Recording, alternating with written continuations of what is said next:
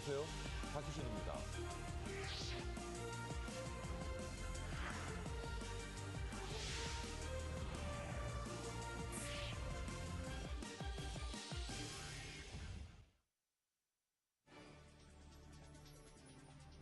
머니24 헤드라인입니다. 뉴욕과 유럽 증시는 글로벌 경기 둔화 우려에 하락했습니다. 그리스의 최대 채권국인 독일의 앙겔라 메르켈 총리가 그리스를 방문해 그리스의 유로존 잔류를 지지했습니다. 김중수 한국은행 총재는 내년 우리나라의 경제 성장률이 4%를 밑돌 것으로 내다봤습니다.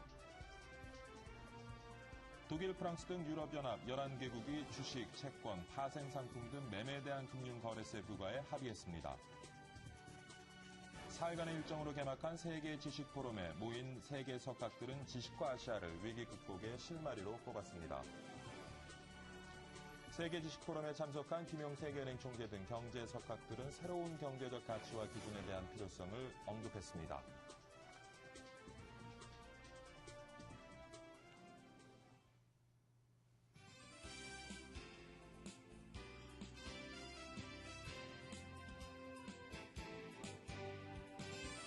네, 시청자 여러분 안녕하십니까. 박희준의 여보세요 2부 시작하도록 하겠습니다. 통계청 자료에 따르면요. 1985년에 1인 가구의 비중은 7%가 채 안 됐다고 합니다. 그런데 25년이 지난 2010년에는 그 비중이 3배 이상으로 늘어나서 이제는 23.9%를 기록하고 있습니다. 아마 여러분도 주변에 홀로 사는 1인 가구 많이 보고 계실 텐데요. 늘어만 가는 1인 가구, 우리 산업에 어떤 영향을 미치게 될지 또 어떤 변화를 가져오게 될지 유망한 산업은 또 무엇이 될지 이 내용을 잠시 후 집중 분석해 보도록 하겠습니다. 자, 먼저 글로벌 마감 시장 살펴봐야죠. 박지은 외신캐스터가 준비하고 있습니다. 박지은 외신캐스터. 네, 시황센터입니다. 뉴욕 증시 오늘 어떻게 마감됐는지 결과 살펴보겠습니다. 개장 후에는 소폭 하락하면서 출발을 했는데요. 시간이 지날수록 그 낙폭을 키우는 모습이었습니다. 어닝 시즌 개막을 앞두고서 거대 기업들이 3분기 실적에 대해 암울한 전망을 내놓으면서 우려감을 증폭시킨 것으로 보입니다. 뉴욕 증시 자세하게 보시겠습니다. 모두 파란불을 켜면서 하락 마감했습니다. 다우지수 0.81%, 110포인트 내려가서 13,473을 기록했습니다. 나스닥 1% 넘게 큰 폭으로 떨어지면서 3,065, S&P 500 지수도 1% 가깝게 하락하면서 1,440선에서 장을 마감 지은 모습입니다. 네, 다음으로 유럽 살펴보겠습니다. 대부분 유럽 주요 증시들 파란불을 켠 채 마감했습니다. 국제통화기금 IMF가 세계 경제에 대해 부정적인 전망을 내놓으면서 세계 경기에 대한 우려가 부각이 됐고 유럽 증시를 아래로 끌어당기는 모습이었습니다. IMF는 올해 세계 경제 성장률 전망치를 3.5%에서 3.3%로 0.2% 수정했습니다. 내년 전망도 0.3% 하향 조정했는데요. 유럽의 부채 위기 그리고 미국의 재정 절벽을 해결하지 못할 경우에 세계 경기가 더욱 악화될 수 있다고 경고했습니다. 흐린 분위기의 유럽 주요 증시들 얼마나 떨어졌는지 보겠습니다. 영국 FTSE 지수 0.54%, 31포인트 내려가서 5,800을 기록했습니다. 독일 닥스 지수 낙폭이 조금 더 컸습니다. 0.78% 하락해서 7,234를 기록했고요. 프랑스 까크 지수 0.7% 밀리면서 3,382를 기록한 모습입니다. 네, 마지막으로 어제 마감한 아시아 지역 주요 증시들 보시겠습니다. 모두 혼조세로 마감을 했습니다. IMF의 부정적인 전망으로 일본 니케이 지수가 큰 폭으로 내려갔습니다. 하지만 중화권에서는 이 IMF의 경제 성장률 하향 조정이 오히려 긍정적으로 작용한 것으로 보입니다.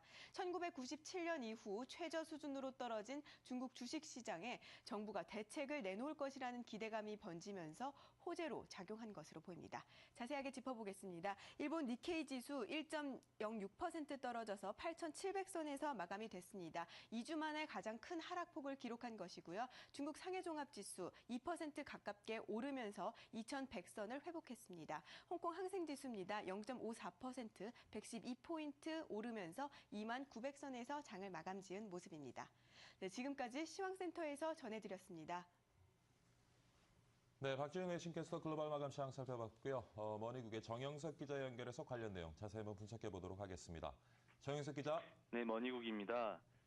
간밤에 뉴욕 증시는 미국 기업의 3분기 어닝 시즌 개막을 앞두고 세계 경기 둔화에 대한 우려가 계속되면서 하락세로 보였습니다. 나스닥이 1.5% 이상 빠지는 모습을 보였고 다우지수와 S&P 500도 1% 가까이 떨어졌습니다. 시장은 알루미늄 제조업체인 알코아를 시작으로 본격화될 미국 기업의 3분기 어닝 시즌에 주목하고 있습니다. 페덱스, 캐터필라, 휴렛패커드 등은 글로벌 경기 둔화 등에 따라 실적이 악화될 것이란 전망이 잇따라 나왔습니다. 전문가들은 미국 기업들의 3분기 순이익이 12분기 만에 처음으로 지난해 같은 기간보다 감소할 것으로 내다보고 있는데요. 그러나 기대치가 워낙 낮아진 탓에 대체로 시장 예상을 상회한 결과를 내놓을 가능성이 높고 실적 악화 약재가 이미 시장 가격에 반영되어 있다는 의견도 있어서 지켜봐야 한다는 의견도 있습니다. 한편 금 선물 가격이 달러가 강세를 보이면서 3일째 하락세를 이어갔습니다. 금 12월 인도분 선물 가격은 이날 뉴욕 상업거래소에서 온스당 10.70달러, 0.6% 떨어진 1,765달러로 거래를 마쳤습니다. 금값은 중국의 통화 완화 조짐에도 불구하고 경기 둔화 우려와 이로 인한 주가 약세, 달러 강세로 상승 탄력을 받지 못했습니다. 아무래도 글로벌 경기에 대한 우려로 달러가 안전자산으로 부각되면서 금을 비롯한 상품 가격을 떨어뜨린 것으로 보입니다. 한편 유럽 주요 증시는 글로벌 경기 둔화의 우려에 하락했습니다. 지난밤 국제통화기금이 세계 경제에 대한 부정적인 전망을 내놓으면서 경기 둔화 우려가 부각됐는데요. 올해 세계 성장률 전망치를 3.5%에서 3.3%로 하향 조정했고 내년 전망도 3.9%에서 3.6%로 내렸습니다. 국제통화기금은 현재의 유럽 부채 위기가 계속되고 연말까지 임박한 미국의 재정 절벽을 해결하지 못할 경우 세계 경제 전망이 더 악화될 수 있다고 경고했습니다. 이어 프랑스, 스페인과 다른 유로존 정부들의 재정 적자가 목표를 달성하지 못할 것이라고 지적했습니다. 그리고 현재 유럽중앙은행 IMF 세계기구는 그리스의 구제 금융 조건 이행에 관해 그리스에서 실사 작업을 하고 있는데요. 국제통화기금 리가르드 총재가 그리스 긴축안 조건 이행을 촉구하고 나섰습니다. 국제통화기금 리가르드 총재는 그리스가 많은 일들을 했고 여기에는 의문의 여지가 없지만 그러나 벌린 일들은 마무리돼야 한다면서 그리스의 더 많은 노력을 촉구했습니다. 지금까지 해외 증시 마감 상황 살펴봤습니다. 네, 조영석 기자와 함께 글로벌 마감 시황 관련 내용 자세히 한번 분석해봤습니다. 다음 소식입니다. 그리스의 최대 채권국인 독일의 앙겔라 메르켈 총리가 그리스를 방문해 그리스의 유로존 잔류를 지지했습니다. 그리스 재정위기 이후 처음으로 그리스를 방문한 메르켈 총리는 그리스가 추진한 개혁은 대단한 성과를 냈다고 평가하면서 그리스는 유로존에 잔류해야 한다고 강조했습니다. 안토니 사마라스 그리스 총재는 메르켈 총리의 지지 덕분에 그리스는 국제적 고립에서 벗어날 기반을 마련했다고 응답했습니다. 김중수 한국은행 총재는 내년 우리나라의 경제 성장률이 4%를 밑돌 것으로 내다봤습니다. 김 총재는 한은 본관에서 열린 국회 기획재정위원회 국정감사에서 최근 기획재정부가 발표한 내년 성장률 4%가 높다는 지적이 많은데 동의하냐는 질문에 일반적으로 4%라는 것은 쉬운 일이 아니다라고 밝혔습니다. 이어 오는 11일 한은의 수정경제전망 발표에서 내년 성장률이 4%가 나오지 않는다면 어떤 전제가 달라 다르게 나오지 않게 됐는지 알 수 있을 것이라고 말해 한은의 전망이 기재부 예상보다 더 낮을 것임을 시사했습니다. 독일, 프랑스 등 유럽연합 11개국이 주식, 채권, 파생상품 등 매매에 대한 금융거래세 부과에 합의했습니다. 이들 국가는 룩셈부르크에서 열린 EU 재무장관 회의에서 금융거래세 도입에 원칙적으로 동의했습니다. 금융거래세의 규모와 거둔 세금의 활용 방안 등 세부적인 내용은 앞으로 추가 논의를 통해 구체화될 예정입니다. 매경미디어그룹이 주최하는 13회 세계지식포럼이 3일간의 일정으로 9일 개막했죠. 한 자리에 모인 세계 석각들은 지식과 아시아를 위기 극복의 실마리로 꼽고 있습니다. 김유경 기자가 전해드립니다. 제13회 세계지식포럼이 2천여 명의 전문가들이 참여한 가운데 성대하게 막을 올렸습니다. 장대한 매경미디어그룹 회장의 개막 연설을 시작으로 위기 극복 방안과 새로운 미래 가치에 대한 아이디어가 쏟아졌습니다. 장 회장은 세계 경제위기 해법을 기업가 정신이 왕성한 아시아에서 찾아야 한다고 강조하고 원아시아 협력체 구상을 제시했습니다. Asia is one of few remaining regions of the world, along with the United States, where entrepreneurship is still alive. 세계지식 포럼 참석차 한국을 처음 방문한 김용 세계은행 총재는 지식이 번영을 창조한다며 지식의 활용과 전파를 강조했습니다. Has not been captured, has not been valued, has not been rewarded, and that we don't have channels through which to spread that knowledge. 콘돌리자 라이스 전 미 국무장관은 도약을 위한 글로벌 리더십의 필요성을, 아웃라이어의 저자 멜컴 글래드웰은 약자의 역설에 대해 논했습니다. 유력 대권 주자인 새누리당 박근혜 후보와 무소속 안철수 후보도 세계 지식 포럼을 찾아 한국의 미래 비전을 내놨습니다. 이 밖에 200여 명의 석학들도 2박 3일 일정으로 글로벌 위기 극복과 아시아의 성장, 기업의 미래, 상생 등을 주제로 의견을 교환합니다. 경제 위기 때마다 새 해법을 제시해온 세계 지식 포럼. 올해는 지식과 아시아가 새 키워드로 제시됐습니다. 머니 김유경입니다. 네, 글로벌 금융위기에 의해 새로운 제도에 대한 탁상 공론으로 이어지고 있는데요. 세계 지식 포럼에 참석한 김용 세계은행 총재 등 세계 경제 석학들은 새로운 경제적 가치와 기준에 대한 필요성을 언급했습니다. 서한한 기자가 전합니다. 글로벌 금융위기가 닥친 2009년 이후 전 세계는 새로운 제도와 시스템에 관한 논의가 이뤄지고 있습니다. 뉴노멀로 불리는 이 개념은 시대 변화에 따라 새롭게 떠오르는 기준이나 표준을 의미하는 말입니다. 자본시장의 한계로 인한 양극화, 금융권을 중심으로 드러난 도덕적 해이 등은 우리 경제의 새로운 문제인데요. 김용 세계은행 총재는 이 같은 문제를 해결하기 위해선 새로운 경제 가치가 필요하다고 주장했습니다. Economic strategies cannot be divorced from the demands of social justice. Facing these challenges, governments and their partners can't get away with rhetoric. We have to deliver results. 이를 위해 지식과 정보의 전달을 해법으로 제시했습니다. 전달을 강조해 모든 계층이 함께 성장할 수 있는 사회를 만들어야 한다는 겁니다.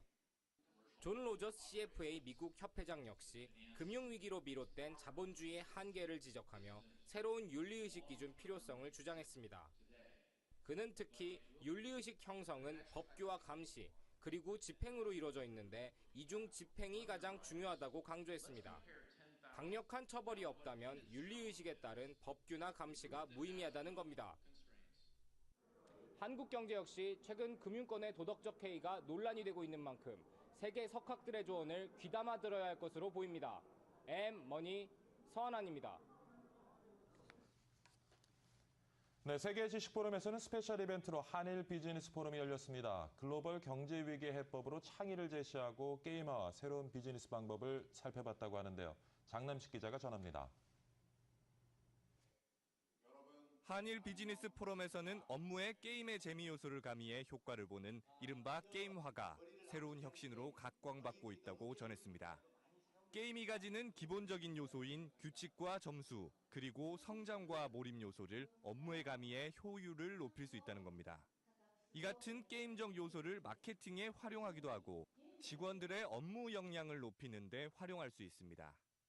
いろんな、顧客を引きつけたりとかですね、あるいは、社員の教育とかに活用していくと、そういう、最近の一つの、大きなビジネスのトレンドでありますけども BMW는 신차 출시 홍보에 스마트폰 기반의 게임을 활용해 소비자들의 관심을 끌었습니다. 나이키는 운동화에 장착된 특수 센서가 운동량을 아이팟으로 전송해 사용자들의 정보를 공유함으로써 경쟁과 재미를 느끼게 했습니다. 또한 게임을 활용한 교육은 창의성을 증대시킵니다. 게이미케이션은 교육뿐만 아니고 이 치매 예방할 때 의료 분야랄지 이런 그 교육 분야에도 많이 사용되고 있습니다. 하지만 게임화가 우리의 삶을 게임의 점수처럼 단순화시킬 수 있다는 우려도 있습니다. 게임과 일상의 적절한 조화가 미래의 혁신과 변화를 이끄는 트렌드로 자리 잡아가고 있습니다. 엠머니 장남식입니다. 네, 9일 열린 세계 지식 포럼에서는요, 경제의 새로운 트렌드와 아이디어들도 많이 지금 거론되고 있습니다. 어떤 것들이 있었는지 이나연 기자가 전해드립니다. 기업과 경영의 방식과 틀이 바뀌고 있습니다. 제13회 세계 지식 포럼에 모인 경제 인사들은 경영의 새로운 트렌드를 공유했습니다. 글로벌 기업 CEO들은 성장을 위한 나눔 경영의 사례와 중요성에 대해 의견을 나눴습니다. MGM Hospitality and MGM Resorts is amongst the very few companies in the United States that have gotten their own employees, their own 60,000 employees, to donate on a yearly basis to local charities, local schools and churches and so on. The company has donated $50 million in the last 10 years that are donated by hourly employees, management employees. 기업의 사회활동, 즉 CSR이 마케팅 수단에서 기업과 사회의 마찰을 줄이고 동반 성장하는 방향으로 진화하고 있다고 강조했습니다.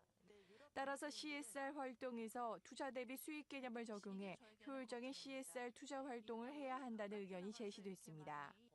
아웃라이더 등 베스트셀러의 저자 멜컴 글래드웰은 업계의 선구자보다는 후발주자가 되기를 권했습니다.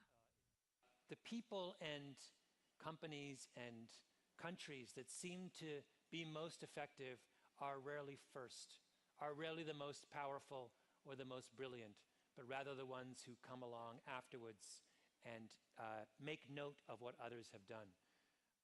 그는 절대 강자가 지배하는 세상에서 늘 숨죽여 지내는 약자, 즉 언더독은 다양한 관점으로 사물이나 사건에 접근하기 때문에 성공하는 경우가 생긴다고 주장했습니다. 나눔과 기업의 사회활동, 그리고 언더독까지 경제계는 이제 그동안 소홀했던 부분에서 위기의 돌파구를 찾고 있습니다. M머니 이나연입니다. 프랑스 의회가 유럽 재정위기 해결을 위한 유럽연합의 재정협약을 승인했습니다. 프랑스 의회는 재정협약을 표결에 붙여 찬성 477표, 반대 70표로 승인했습니다.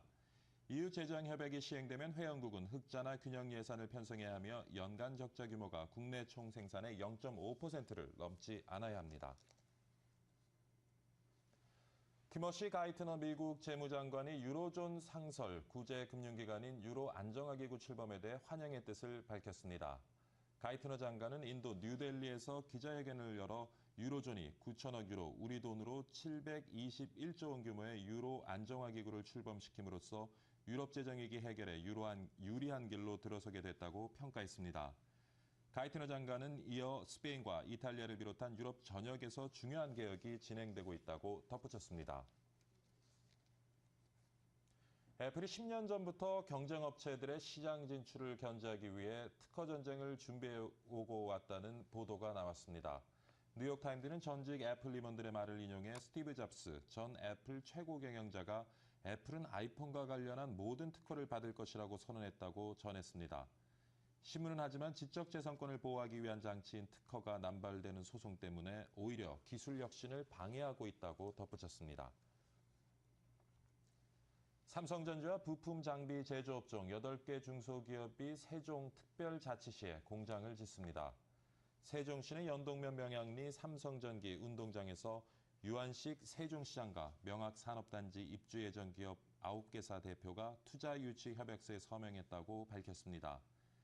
유 시장은 9개 회사의 명학산업단지 투자 결정은 세종시의 자족기능 확충 밑거름 역할을 할 것이라며 명학산업단지는 물론 다른 지역에서 기업체가 입주할 수 있도록 적극 유치전을 펼쳐나가겠다고 전했습니다. 권혁세 금융감독원장은 안랩을 포함해 40여 개 종목의 대주주 주식 매도를 조사하고 있다고 밝혔습니다. 권혁세 원장은 국무정무위원회 국정감사에서 새누리당 조원진 의원이 무소속 안철수 대선 후보의 주식 처분 조사 여부를 묻자 안랩을 포함해 40여 개 대주주 주식 매도를 조사하고 있다고 밝혔습니다. 또 테마주의 대주주 매도와 관련해서는 외부 주가 세력이 연계돼 있는지 등을 살펴보고 있다고 말했습니다.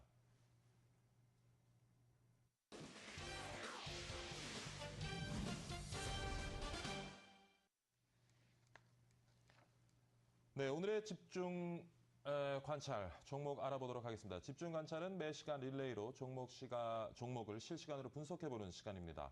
오늘은 LG생활건강입니다. 토로스증권의 박준현 차장 전화 연결해서 내용 알아보도록 하겠습니다. 안녕하십니까, 차장님? 안녕하세요. 네, LG생활건강 요즘 좋은 흐름을 보이고 있는데 그런데 LG생활건강이 좀 속해 있는 필수 소비재 다소 고평가되고 있다는 분석도 있고요. 어떤지 좀 살펴봐 주시죠. 그렇습니다. 일단 조금은 그 시장 대비해서 높은 프리미엄을 받고 있다고 말씀드릴 수는 있겠는데요. 일단 기본적으로 생활용품은 국내 그 마켓시어 1위를 여러 가지 부분에서 지금 차지하고 있고요. 화장품이나 음료는 국내 마켓시어 2위를 차지하고 있습니다. 화장품은 아모레퍼시픽 1위이고요. 음료는 이제 롯데칠성 1위인데요. 예. 아모레퍼시픽과는 격차를 많이 줄이고 있다라고 보시면 될 것 같습니다. 2007년도에 코카콜라 음료, 2010년도에 더 페이스샵을 인수를 했는데요. 이렇게 이제 공격적인 M&A 전략으로 2006년부터 2011년까지 매출액은 연 평균 25.7% 성장을 기록을 했고요. 영업이익은 33.1%를 성장하는 굉장히 놀라운 M&A를 통한 그 외형 그 확대 전략이 성공적이었다라고 평가할 수 있겠습니다. 기본적으로 균형 있는 사업 포트폴리오와 안정적인 이익 성장으로 시장 대비 높은 프리미엄을 받고 있는 업체인데요. 그렇기 때문에 최근에 상당히 수급도 개선되고 있는 그런 모습입니다. 네. 수급 사항 포함해서 어제 좀 마감 시황 전해 주시죠. 예, 어제는 그 기관들하고 외국인들이 또 소폭 순매수를 해주는 모습을 보였습니다. 일단 외국인의 보유 비중이 45.32%로 금융위기 이후에는 계속 40% 이상을 좀 유지를 하고 있고요. 대주주인 LG 지분이 한 30% 정도가 됩니다. 그렇기 때문에 유통 물량이 20%에 불과하다는 것이 조금은 일반 개인 투자들이 접근하기 조금 힘든 그런 종목이라고 말씀드릴 수 있겠는데요. 기관들도 조금 높은 밸류에이션이 좀 부담이라고 할까요? 기본적으로 계속 그 매수를 하기보다는 그 사고팔고를 좀 그 반복하는 트레이딩 중심의 전략을 지금 하고 있습니다. 네, 그렇다면 LG 생활건강 오늘 장에서는 좀 어떤 움직임 보일 것으로 전망하시는지요? 예, 아무래도 좀 오늘은 전일 미국장이 좀 큰 폭으로 좀 약세를 보였기 때문에 경기 방어주의 모습이긴 합니다만 최근에 7거일 계속 주가가 상승한 상승했기 때문에 조금은 조정 양상을 보이지 않을까라고 생각을 하고 있고요. 아무래도 좀 그 LG 생활건강은 밸류에이션이 조금은 부담스럽기 때문에 주가가 조정을 했을 때 저가 공략을 하시는 게 좋을 것 같습니다. 일단은 화장품 사업의 해외 진출이 상당히 좀 성공적입니다. 일본과 중국 시장에서 더 페이스샵이 매출이 좀 고성장을 하고 있고요. 올해 초에 인수한 보브라든지 긴자 스테파니 같은 품목에서 매출이 올해부터 본격적으로 기여가 될 것으로 보입니다. 그리고 음료 사업 점유율도 1위인 롯데 음료와 격차가 또 많이 줄어있는 상황이기 때문에요.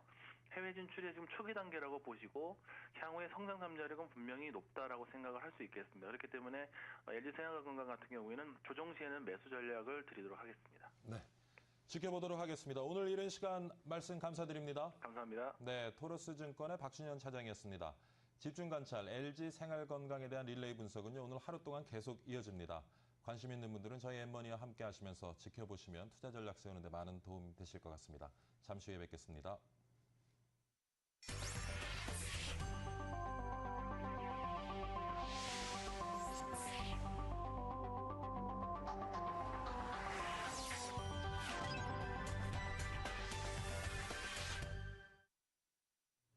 네, 최근 나홀로 가구, 즉 1인 가구가 급격하게 늘고 있다고 하죠. 1인 가구가 부상을 하면서요, 소비 시장에서도 큰 변화가 지금 감지되고 있다고 합니다. 앞으로 어떤 산업들이 주목을 받게 될지 전문가와 함께 살펴보도록 하겠습니다. 삼성경제연구소의 안신현 수석연구원 전화 연결돼 있습니다. 안녕하십니까, 연구원님? 네, 안녕하세요. 네, 이른 시간이라 목소리가 좀 잠기시죠? 괜찮습니다. 네. 최근 1인 가구 얘기 많이 하고 있는데요. 1인 가구 어느 정도로 지금 증가하고 있고 앞으로는 또 어떤 추세로 증가해 나갈지 좀 살펴봐 주시죠. 네, 1990년만 해도 우리나라 1인 가구 수가 102만 세대 정도에 불과했는데요. 네. 작년에는 436만 세대로 불과 20년 만에 4배 이상 급증했습니다. 그리고 이런 가구 증가세는 지속돼서 2020년에는 약 588만 세대에 이를 것으로 전망되고 있습니다. 네, 그렇군요. 그렇다면 전체 가구 대비 1인 가구의 비율 어느 정도 지금 되는지요? 우리나라 총 가구 수가 현재 1,800만 세대 정도 되는데요. 예. 이 중에 4분의 1이 1인 가구라고 보시면 되고요. 이는 독립적인 생활이 일반화된 것으로 여겨지는 미국의 1인 가구 비중 28%와도 별반 차이가 없는 수치입니다. 그럼 최근에서 굉장히 빠른 증가 추세를 보이고 있네요. 네, 그렇습니다. 제가 여기 자료를 보니까 2035년에는 1인 가구가 일반적인 형태가 될 것이다 하는 의견도 있는데, 이 통계는 어떻게 좀 우리가 믿어도 될는지요? 네, 이거는 이제 유로모니터 같은 공신력 있는 기관이나 우리나라 같은 경우에 이제 통계청에서 공식적으로 집계하고 있는 거기 때문에 큰 차이는 없을 것이라고 보입니다. 그럼 연구는 지금 1인 가구가 굉장히 급속하게 증가를 하고 있는데 뭐 여러 가지 네. 원인들이 있겠지만은 좀 주요 원인들 몇 가지 좀 살펴봐 주시겠습니까? 네, 그 1인 가구가 빠르게 증가했던 이제 서유럽 선진국의 경우에는 네. 그 개인의 가치나 독립을 중시하는 개인주의가 그 주된 요인이라고 알려져 있는데요. 우리나라의 경우에도 그 교육과 소득 수준이 향상되면서 독립적인 생활을 유지할 수 있는 젊은 층의 자립도가 증가함에 따라 뭐 초혼 연령이 늦춰진다든가 네. 또 이혼율이 높아진다든가 하는 것이 주된 요인이라 할 수 있고요. 혹시 요즘 초혼 연령의 그 평균 연령 혹시 아시고 계시는지요? 네, 그 90년만 해도 예. 남성분이 28세 정도, 네. 여성이 25세 정도였는데요. 예. 작년에는 그것보다 한 4, 5세 정도 증가해서 남성 32세, 여성 29세 이렇게 집계되고 있습니다. 네, 그렇군요. 네. 그래서 초혼 좀 연령이 상승하는 것도 지금 원인으로 꼽으셨고요. 그 외엔 또 어떤 원인들이 있겠습니까? 네, 또 우리나라만의 특수한 요인으로서 그 빠르게 진행되고 있는 고령화도 1인 가구 증가에 일조하고 있는데요. 우리나라 현재 60대 이상 여성 1인 가구 수만 100만 세대에 이를 정도입니다. 네. 그래서 뭐 지금 가장 큰 원인으로 뽑는 것이 초혼 연령이 상승하는 것하고 그다음에 고령화에 따른 또 사별 가구가 증가하는 것 이런 것을 들으셨는데 네. 또 보면은 요즘 뭐 황혼 이혼 많이 늘고 네. 있다고 하는데 이것도 또 하나의 변수가 될 수 있겠죠. 네, 변수가 될 수는 있겠고요. 예.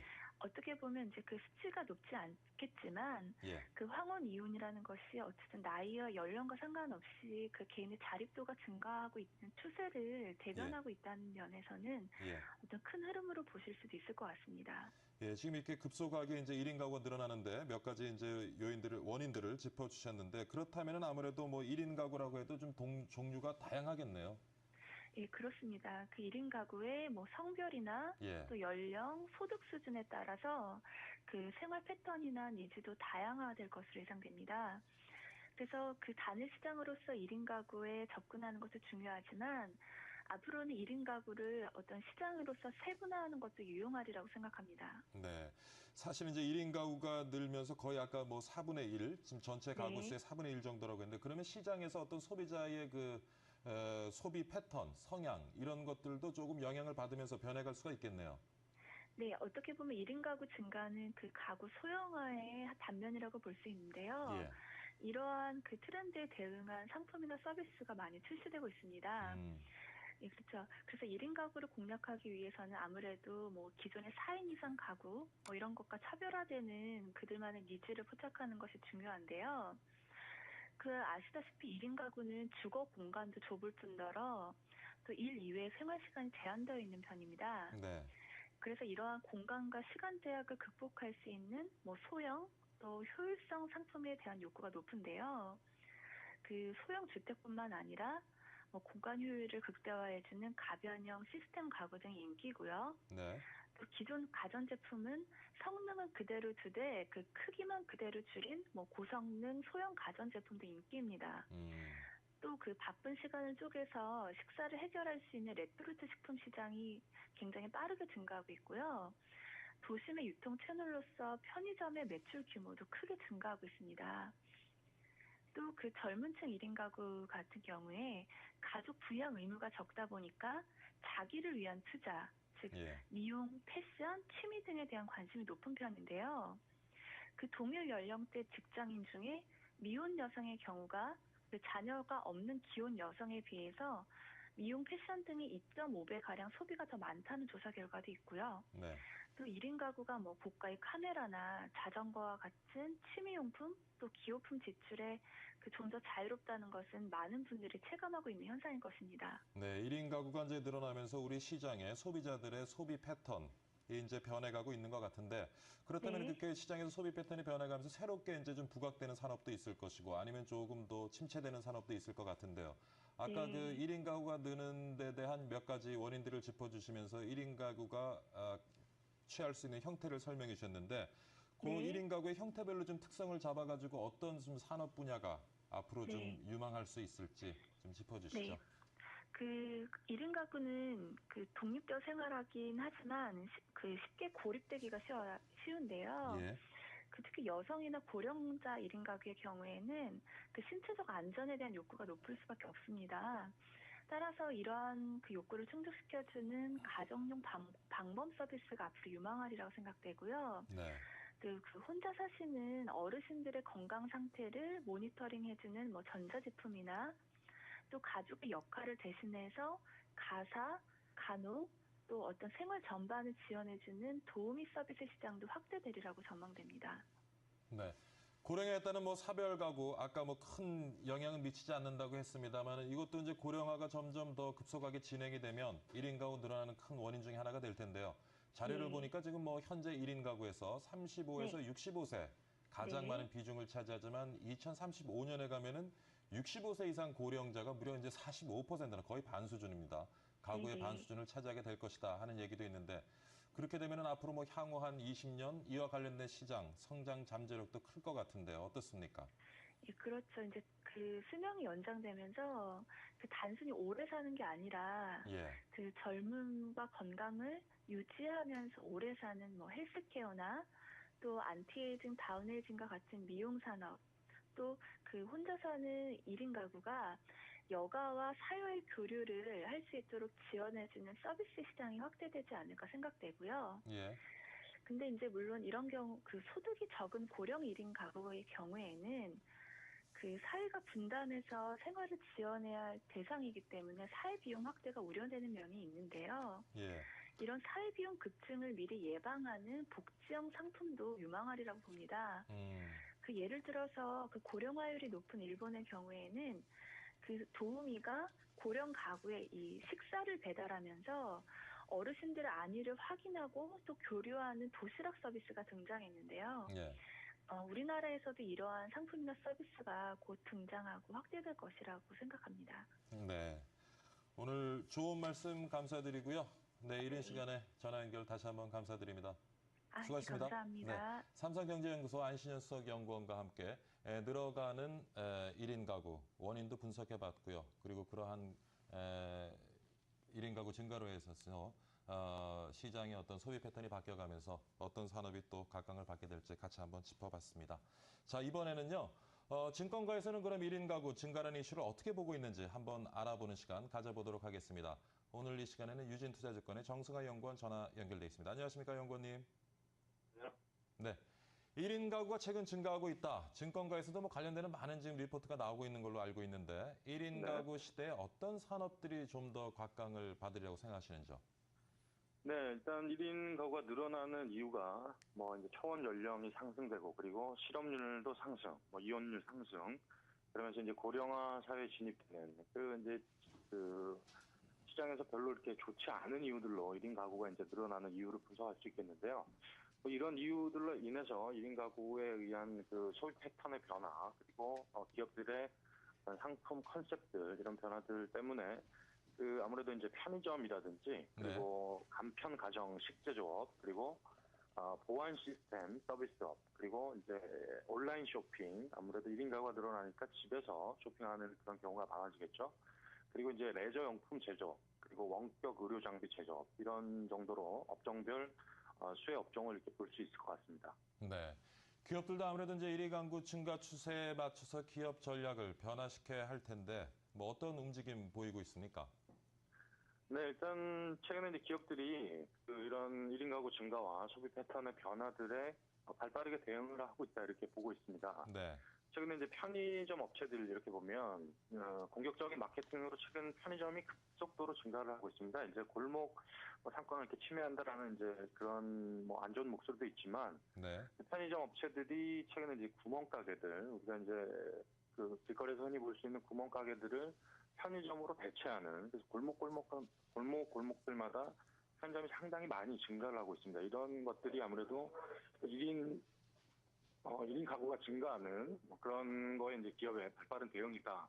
이렇게 볼 수 있을 것 같고요. 네. 그리고 이제 식료품 업체들도 간편 요리와 소량 포장 제품을 생산하면서 상품 컨셉들을 상당히 빠르게 변화시키고 있다. 이렇게 볼 수 있을 것 같습니다. 네, 1인 가구 증가 추세에 따른 기업들의 전략 한번 살펴봤는데 그렇다면 가장 성장성이 돋보이는 시장이 있다면 어디를 좀 꼽으시겠습니까?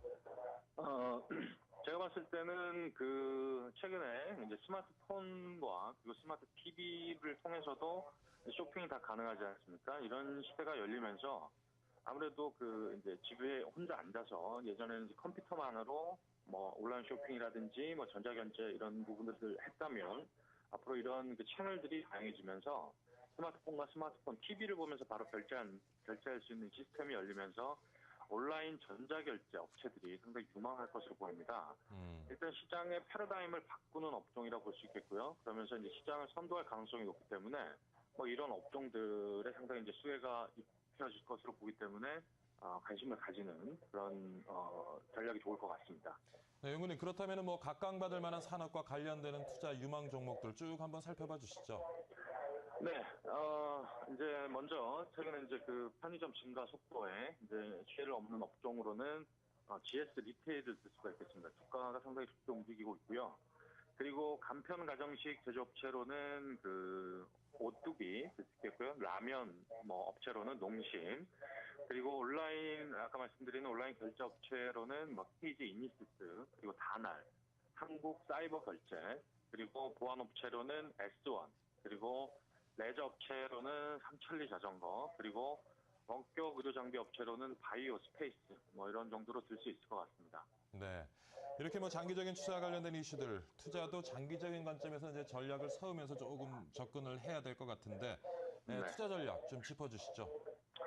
네, 일단 앞서 설명한 대부분의 종목들이 최근에 이제 상승 추세를 계속 유지하고 있습니다. 아무래도 주식시장이라는 게 시장의 트렌드를 가장 먼저 이제 감지하는 역할을 하기 때문에 주식시장이 먼저 시장의 트렌드보다 먼저 반응을 했다 이렇게 볼 수 있을 것 같고요. 그만큼 이제 시장의 패러다임이 바뀌는 속도와 증권시장의 투자자의 어떤 투자 여력 이런 부분들이 상당히 민감하게 작용을 하고 있다 이렇게 볼 수 있겠는데요.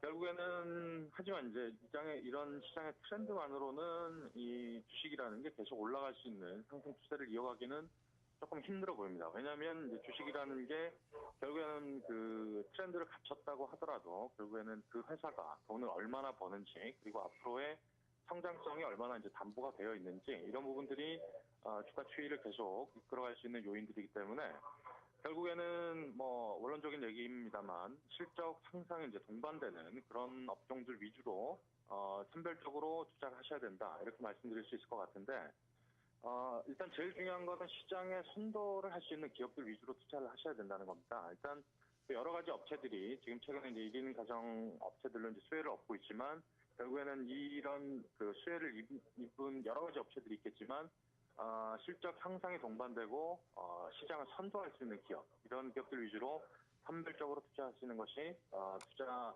전략에는 상당히 유용하겠다 이렇게 정리할 수 있을 것 같습니다. 네. 오늘 유진투자증권의 정승현 연구와 함께요. 1인의 가구 증가와 관련된 수혜주 그리고 대응 전략 같이 한번 살펴봤습니다. 이른 아침 전화 연결 감사드립니다. 네, 감사합니다. 수고하셨습니다.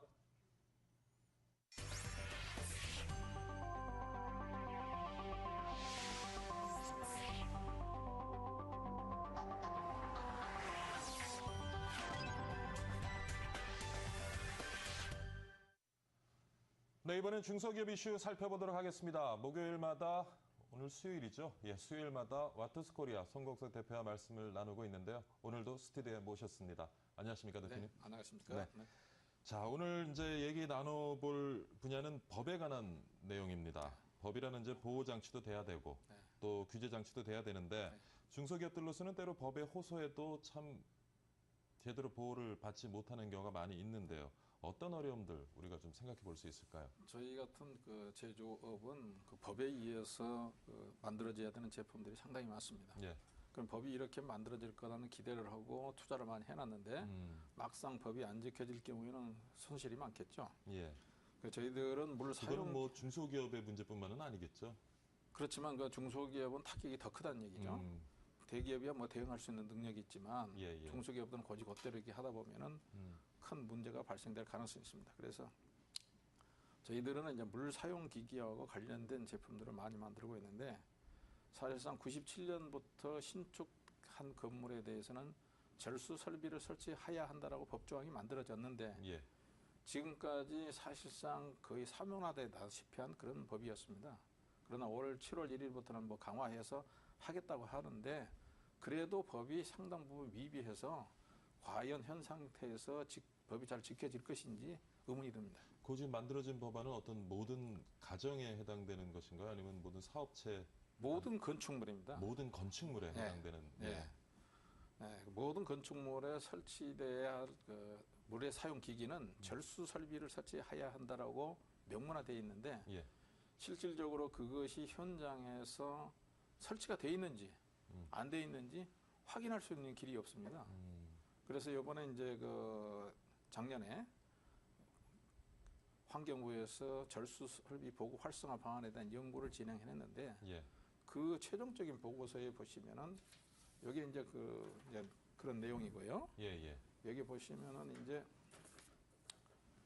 모든 절수기에는 물 사용량을 표시하는 방법을 구체화하자라고 최종적인 보고서가 올라갔습니다.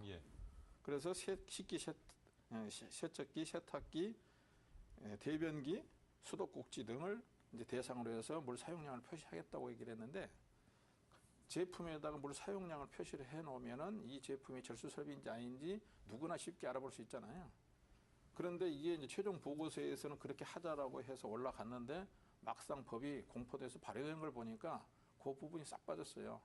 그건 제가 봐서 예측을 합니다만은 그거는 아마 그 관련 업계에서 노비를 해가지고 그 불리한 조항을 싹 뺐지 않겠느냐.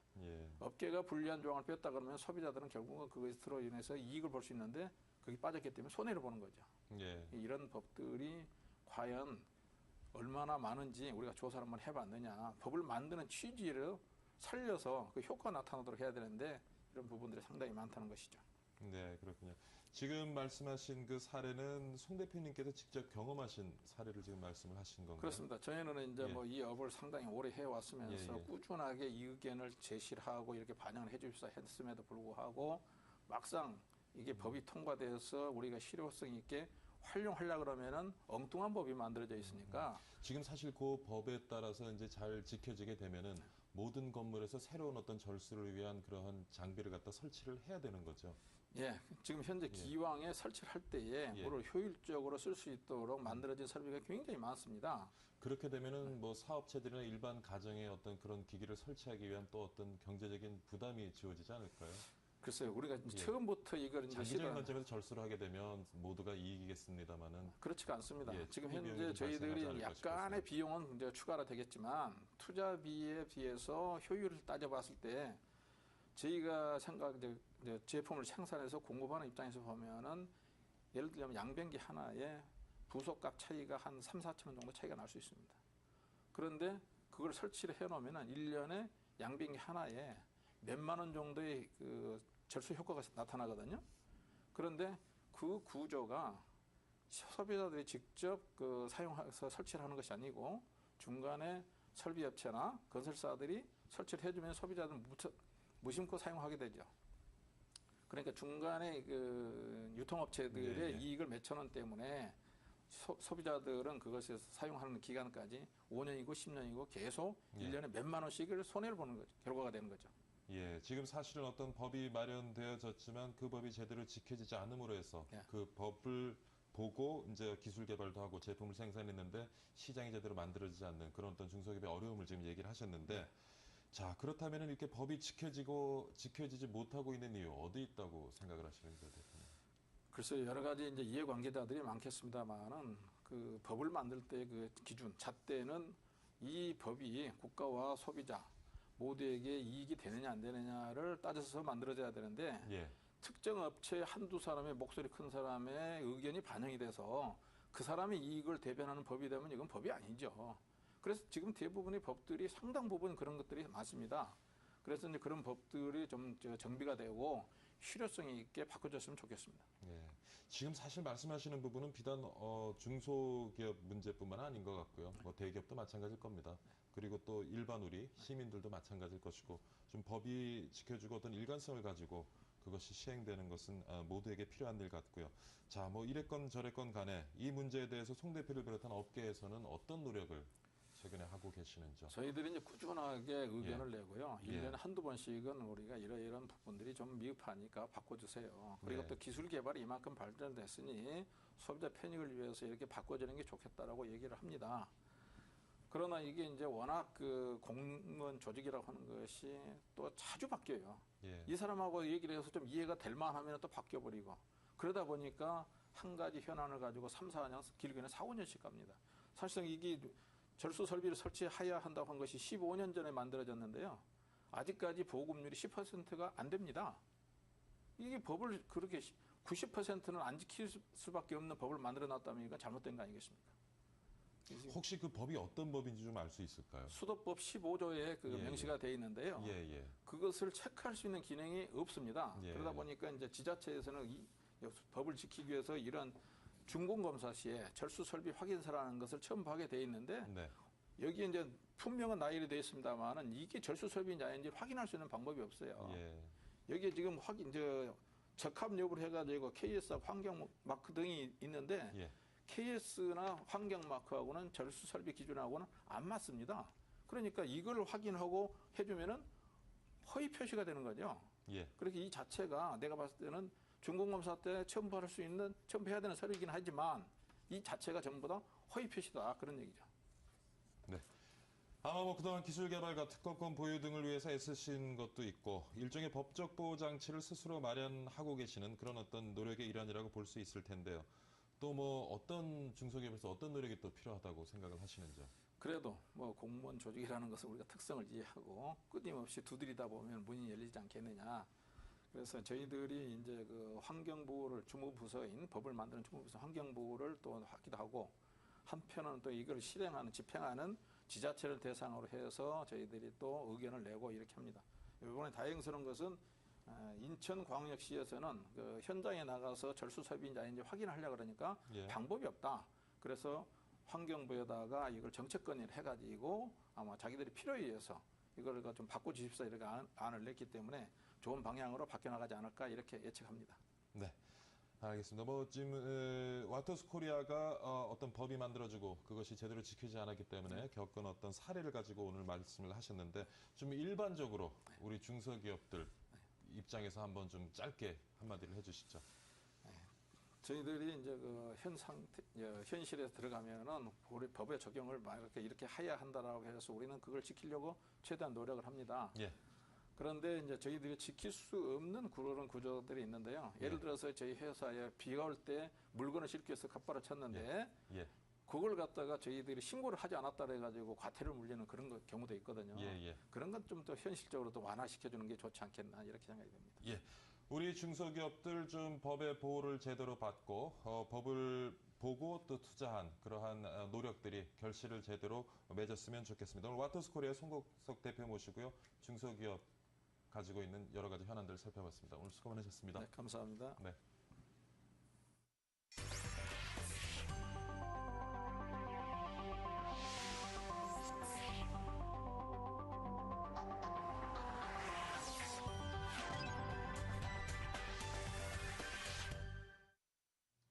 네, 오늘 비 소식이 있습니다. 비가 그치고 나면 한결 기온이 내려갈 예정이라고 하고요. 가을을 제쳐가는 비, 한여름 비 피해로 고생하신 분들에겐 반갑지 않겠지만 모처럼 촉촉하게 내리는 가을비와 함께 가을 만끽해 보시기 바랍니다. 계속해서 김나래 앵커가 진행하는 출발 증권시장 이어지니까 많이 시청해 주시고요. 저는 다시 내일 아침에 찾아뵙도록 하겠습니다. 시청해 주셔서 감사합니다.